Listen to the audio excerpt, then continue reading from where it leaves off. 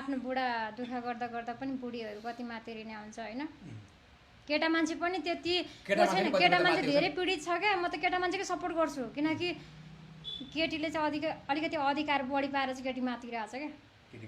हो साँच्चै भने म केटाकै सपोर्ट गर्छु। केटाले चाहिँ कति खाडी मुलुकमा गएर दुःख गरेर मेहनत गरेर पैसा पठाउँछ बुढीको नाममा, आफ्नो जन्म दिने आमालाई चाहिँ वृद्धाश्रममा लगेर हेला गरेर होइन।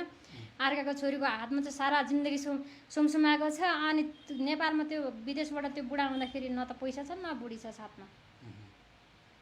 अनि अझ मलाई घृणा भयो भनेर उल्टे उसमा माइती नेपालमा गएर अझ अदालतमा गएर त्यो श्रीमतीले मुद्दा हाल्दिया हुन्छ।